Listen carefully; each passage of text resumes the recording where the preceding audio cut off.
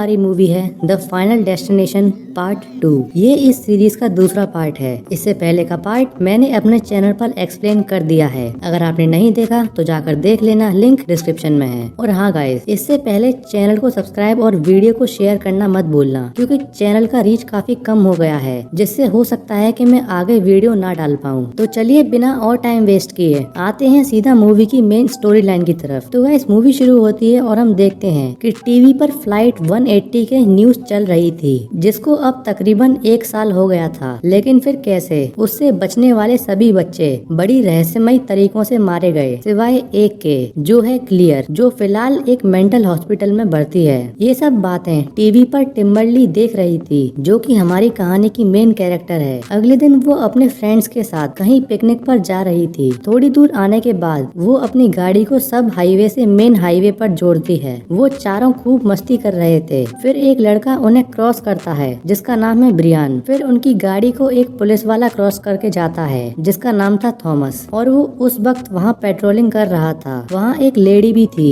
जो अपनी गाड़ी से जा रही थी, उसका नाम कैट था। वहाँ एक वैन से एक प्रेग्नेंट लेडी भी जा रही थी, और साथ ही एक बाइकर जिसका नाम यूजीन, जो काफी तेजी से अपनी बाइक चला रहा था। उनके आगे ही रोरी जा रहा था, जो कि एक नशेड़ी था। एक माँ और एक बेटा जो थे नोरा और टिम, वो भी उसी रास्ते से जा रहे थे। तभी उन सभी के आगे चल रहा एक ट्रक जो कई सारे लकड़ियों के लट्ठे ले जा रहा था। उन लट्ठों की जंजीर टूट जाती है और वो लट्ठे गिरकर सीधे उस पुलिस वाले को मार देते हैं। उसके बाद वो सभी भी उसी एक्सीडेंट का शिकार हो जाते हैं और अंत में टिम्बरली और उसके दोस्त भी मारे जाते हैं। तभी अचानक से टिम्बर की आंखें खुलती हैं। वो अब भी उसी सब हाईवे पर सबसे आगे थी। वो ये देखकर काफी डर जाती है। उसने असल में अपने आने वाली मौत देख ली थी। वो अपने दोस्तों को उसके बारे में बताती है, लेकिन वो उसकी बात नहीं मानते। इसीलिए टिम्बर उस रोड को ब्लॉक कर देती है ताकि उनकी जान बच जाए। तभी कुछ देर बाद वहाँ थॉमस आता है और उससे ऐसा करने की वजह पूछता है। टिम्बर उसे सब कुछ सच सच बता देती है, लेकिन उसे भी उस पर यकीन नहीं था। वहाँ वो सब लोग थे जिन्हें टिम्बर ने अपने विजन में देखा था। तभी उसे वो ट्रक जाता हुआ दिखाई देता है, जिसमें लकड़ी रखी हुई थी। टिम्बरली उसे उसके बारे में बताती है, और तभी थोड़ी देर बाद वहाँ एक बहुत बड़ा एक्सीडेंट हो जाता है, जिससे सभी लोग बहुत डर जाते हैं। तभी एक दूसरा ट्रक आकर टिम्बरली के दोस्तों को उड़ा देता है, लेकिन सही वक्त पर थॉमस ने टिम को पीछे खींच लिया था, जिससे उसकी जान बच जाती है। उसके बाद थॉमस टिम का बयान लेता है। वहाँ वो सभी लोग भी थे जिनकी जान टिम ने बचाई थी।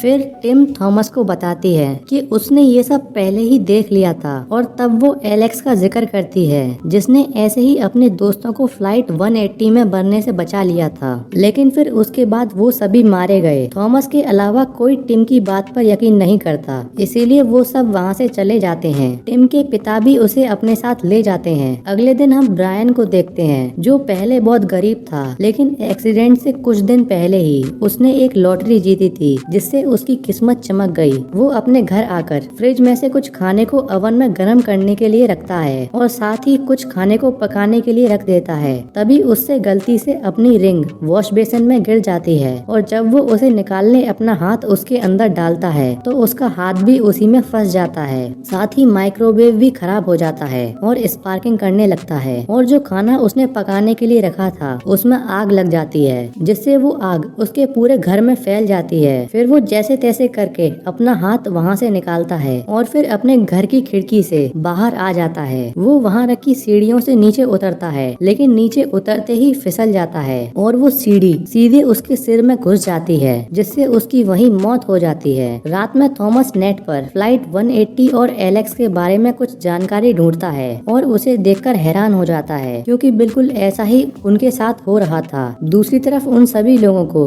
ब्रायन की मौत की खबर मिल जाती है, जिससे वो सभी काफी डर जाते हैं। रात में टिम्बरली को अजीब सा महसूस हो रहा था, इसीलिए वो सो नहीं पाती, और अगले दिन क्लियर से मिलने जाने का फैसला करती है। अब क्लियर कौन है ये आपको सीरीज का पहला पार्ट देखकर ही पता चलेगा, जिसकी लिंक आपको डिस्क्रिप्शन में मिल जाएगी। टिम्बरली क्लियर से मिलने मेंटल हॉस्पिटल में जाती है। क्लियर एक ऐसे कमरे में रहती थी जिसमें चारों तरफ गद्दे लगे हुए थे। वो बहुत डरी हुई थी और फ्लाइट 180 पर अपनी रिसर्च कर रही थी। टिम उसे सारी बातें बताती है और उससे उसकी मदद करने को कहती है। क्लियर उसे बताती है कि जो जैसे मरना चाहिए था वो उसी क्रम से मरेगा, लेकिन टिम उसे बताती है कि उसके दोस्त और वो सबसे अंत में मरने वाले थे। अब उसे तो थॉमस ने बचा लिया, लेकिन उसके दोस्त मारे गए। इससे क्लियर उसे बताती है कि इस बार मौत पहले उन्हें मारेगी जो अंत में मरने वाले थे, और टिम के पास सबसे अंत में आएगी। टिम क्लियर से बाहर आकर उसकी मदद करने को कहती है, लेकिन क्लियर मना कर देती है। फिर टिम उसे कायर कहकर वहाँ से चली जाती है। वापस आकर टिम वो सारी बातें थॉमस को बताती है। तभी टिम को कबूतर दिखाई देते हैं और वो समझ जाती है कि नोरा और टिम कबूतर की वजह से मरने वाले हैं, क्योंकि वो ही लिस्ट में अगले नंबर पर हैं। इसीलिए वो दोनों उनकी तरफ निकलते हैं। दूसरी तरफ टिम अपनी माँ नोरा के साथ डेंटिस्ट के पास आया था, क्योंकि उसके दांतों में दर्द हो रहा था। इलाज करने के बाद जब वो वहाँ से बाहर आते हैं तो उन्हें दूर से ही थॉमस और टिम दिखते हैं, जो सीधा उनकी तरफ आ रहे थे। तभी टिम को वहाँ बहुत सारे कबूतर दिखते हैं, जिन्हें वो उड़ाने भागता है, लेकिन उसके वहाँ आते ही उसके ऊपर एक बहुत बड़ा ग्लास आकर टूट जाता है और वो वहीं मारा जाता है। टिम, नोरा और थॉमस ये देखकर काफी परेशान थे, लेकिन सबसे ज्यादा नोरा थी, क्योंकि उसने अपना बेटा खोया था। उसके बाद थॉमस और टिम वापस आते हैं। वहाँ उन्हें क्लेयर मिलती है, जो अब टिम की बात सुनकर उसकी मदद करने के लिए आई थी। फिर वो उन दोनों को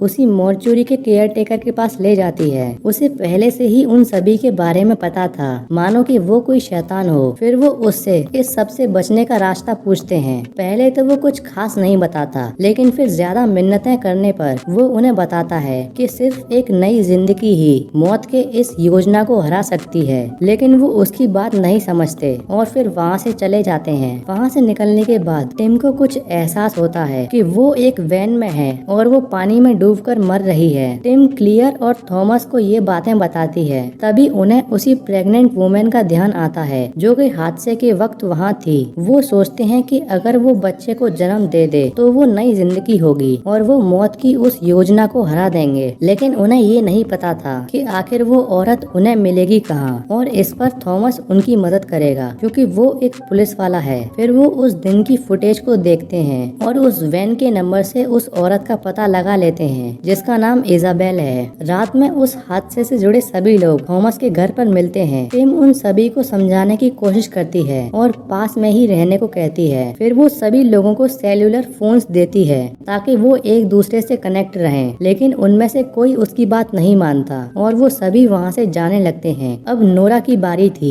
फिर नोरा और यूजीन एक लिफ्ट से वहाँ से नीचे जाते हैं। दूसरी तरफ पुलिस वालों ने इजाबेल को ढूंढ लिया था। उस लिफ्ट में एक बूढ़ा आदमी था, जिस पर हुक वाले कई सारे नकली हाथ थे। तभी दूसरी तरफ रोरी को विजन आता है और वो बताता है कि उसे हुक वाला आदमी दिखा। टिम तुरंत फोन करके ये बात नोरा को बताती है और वो समझ जाती है कि उसकी मौत उसके पास ही है। नोरा ये सुनकर काफी डर गई थी, इसीलिए उस पर से उसका फोन नीचे गिर जाता है, लेकिन उसे उठाते समय उसके बाल उन्हीं हुक में फंस जाते हैं। लिफ्ट खुलते ही नोरा उससे बाहर जाने की कोशिश करती है, लेकिन तभी लिफ्ट बंद हो जाती है और चलने लगती है। नोरा का सिर अंदर था, लेकिन वो खुद लिफ्ट के बाहर थी। यूजीन, कैट और टिम उसकी मदद करने के लिए पूरी कोशिश करते हैं, लेकिन फिर भी वो मारी जाती है। ये सब देखकर यूजीन वापस आता है और वो बहुत डरा हुआ था, इसीलिए वो तुरंत अपनी गन निकालकर अपने आप को शूट करता है और कई बार उस ट्रिगर को दबाता है, लेकिन गन नहीं चलती, क्योंकि अभी उसकी बारी नहीं थी। थॉमस को इजाबेल के मिलने की खबर मिल जाती है और फिर वो सभी लोग अगले दिन उसकी तरफ निकल पड़ते हैं। वो सभी काफी डरे हुए थे। दूसरी तरफ इजाबेल को पुलिस ने हिरासत में ले रखा था। तभी उसे लेबर पेन शुरू हो जाता है। इसका मतलब ये था कि उसकी डिलीवरी होने वाली थी, इसीलिए वो पुलिस वाला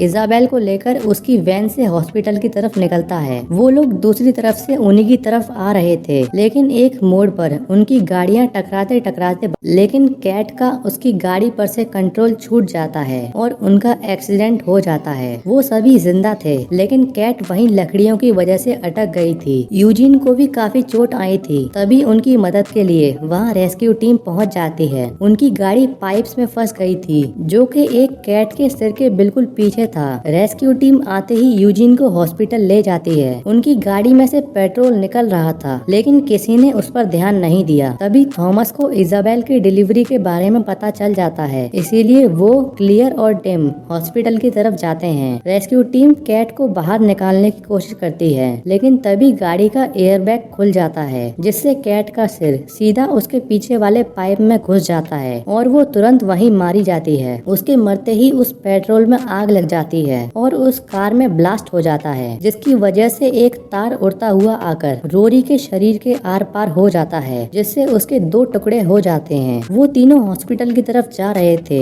जहाँ इजाबेल की डिलीवरी हो रही थी। वहीं हॉस्पिटल में यूजिन भी भर्ती था। तभी अचानक से उसके कमरे की खिड़कियाँ और दरवाजा बंद हो जाता है और वहाँ की ऑक्सीजन लीक होने लगती है। क्लियर यूजिन की तरफ जाती है, जबकि टिम और थॉमस इजाबेल की तरफ। यूजिन हिल नहीं पा रहा था क्योंकि उसकी बॉडी को पैरालाइज कर रखा था, लेकिन उसे सब पता था कि आखिर हो क्या रहा है। तभी इजाबेल एक बेटे को जन्म देती है। टिम और थॉमस इससे काफी खुश थे, लेकिन तभी टिम को एक विजन आता है कि हादसे के दौरान इजाबेल को कुछ नहीं होता और वो उससे सही सलामत बच जाती है। इसका मतलब ये था कि अब भी कुछ नहीं बदला था। वो ये बात उन दोनों को बताती है, जिससे उनका मुंह लटक जाता है। जैसे ही क्लियर यूजिन का गेट खोलती है, तभी वहाँ एक धमाका होता है जिसमें क्लियर और यूजिन दोनों मारे जाते हैं। तभी टिम समझ जाती है कि वो नई जान और किसी की नहीं बल्कि उसकी खुद की होगी। इसीलिए वो खुद अकेली ही वहाँ खड़ी एम्बुलेंस को लेकर एक लेक में कूद जाती है। उसकी धड़कन बंद हो गई थी, लेकिन सही टाइम पर थॉमस उसे बचा लेता है और पास ही हॉस्पिटल में होने की वजह से उसे वापस जान मिल जाती है और इस तरह से मौत उन दोनों का पीछा छोड़ देती है, क्योंकि अब टिम को एक नई जिंदगी मिल गई थी। और यहीं ये मूवी खत्म हो जाती है।